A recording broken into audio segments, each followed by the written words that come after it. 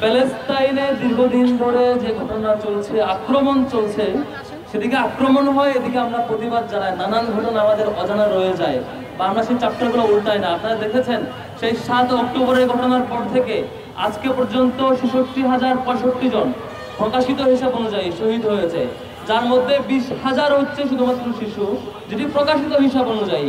এর বাইরে আরো কত শহীদ হয়েছে আল্লাহ ভালো জানে।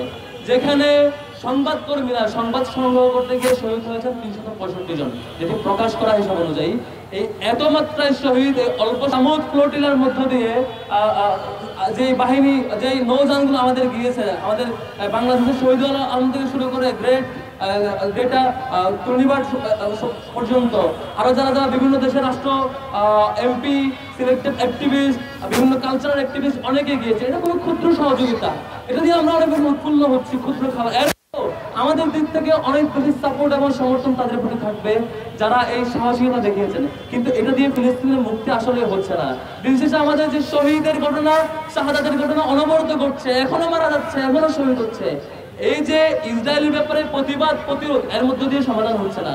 ট্রাম্প আরেকটা ষড়যন্ত্র এঁকেছে, আপনারা দেখেছেন যে হচ্ছে তারা 20 দফা প্রস্তাব দিয়েছে, 20টা পয়েন্ট। তার মধ্যে একটা হচ্ছে তিনি ইউকের সেই তৎকালীন প্রাইম মিনিস্টার, যিনি ইরাকে গণহত্যার জন্য অন্যতম দায়ী, টনি ব্লেয়ার, তাকে গাজার প্রশাসক হিসেবে তিনি প্রস্তাব করছেন। কি ঘৃণ্য একটা প্রস্তাব!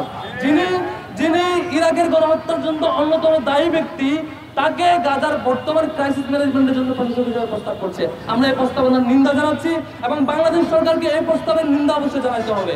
বাংলাদেশ সরকারের প্রতি আমরা সেই দাবি জানাই, আমরা শুধুমাত্র ত্রাণ সহযোগিতা পাঠাইলেই, শুধুমাত্র অল্প অল্প সহযোগিতা পাঠাইলেই, কিছু কালচারাল অ্যাক্টিভিস্ট গেলেই এই গাজা কিংবা ফিলিস্তিনবাসীদের পার্মানেন্ট সলিউশন কখনোই হবে না। এর আগে বহু ত্রাণ সহযোগিতা গিয়েছে, বহু আশ্বাস আমরা দেখেছি, বহু রাষ্ট্রপ্রধান বহু প্রত্যাশা দেখিয়েছে। গাজাবাসীরা মুক্তি পায় নাই। গাজাবাসীরা দিন শেষে আবারও নিহত হয়েছে, শহীদ হয়েছে, আবার টর্চারের মুখোমুখি হয়েছে, দিন শেষে কর্নার হয়েছে। এখন যে ক্রিটিক্যাল মুহূর্তের মুখোমুখি হয়েছে গাজাবাসী, কোনো ধরনের সহযোগিতা পাচ্ছে না। ইতিপূর্বে আমরা এত ক্রিটিক্যাল পরিস্থিতি দেখি নাই। আমরা বাংলাদেশ সরকারকে আহ্বান জানাবো, এই ঢাকাকে আমাদেরকে অবশ্যই গ্লোবাল সলিডারিটি হাব বানাইতে হবে।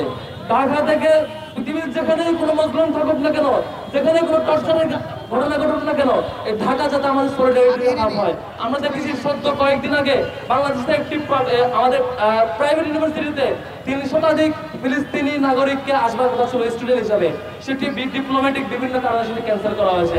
সেটারও আমরা নিন্দা জানাচ্ছি।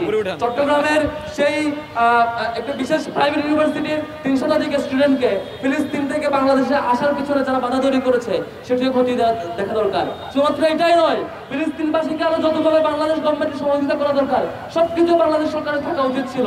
সেটি আমরা ব্যর্থ হয়েছি, সেটা আমরা দেখি না সফল রেসপন্সটা। বাংলাদেশ সরকারের সরব রেসপন্স আশা করি। এবং আপনারা দেখেছেন কয়েকদিন আগে, বেশ কয়েক মাস ধরে ইসরায়েল সে আগ্রাসন ফিলিস্তিন কিংবা গাজার মধ্যে সীমাবদ্ধ রাখে নাই, সেটা আশপাশের 7টা দেশে আক্রমণ করেছে। লেবানন থেকে শুরু করে কাতার পর্যন্ত সব জায়গায় আক্রমণ করেছে। এই আগ্রাসন একটি গ্লোবাল আগ্রাসন, এটা শুধুমাত্র গাজার মধ্যে সীমাবদ্ধ থেকেছে বলে মনে করার কোনো কারণ নাই।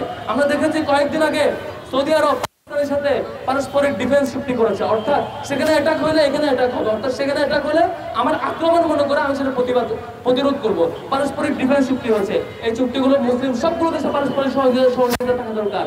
আমরা বাংলাদেশ ইসলামী ছাত্র শিবিরের জায়গা থেকে এই গ্লোবাল আমাদের যে গ্লোবাল সাপোর্ট আছে সামুদ ফ্লোটিলা, সেটির প্রতি সংহতি জানাচ্ছি। একই সাথে এই ক্ষুদ্র সমর্থনে উৎফুল্ল না হয়ে গাজাবাসীর জন্য পার্মানেন্টলি কি করা যায় সেটার জন্য টোটাল বিশ্ববাসী এবং বাংলাদেশ সরকারকে আহ্বান জানাচ্ছে আমাদের দিক থেকে সরব রেসপন্স যাতে থাকে। সবাইকে ধন্যবাদ জানাচ্ছি। আসসালামু আলাইকুম।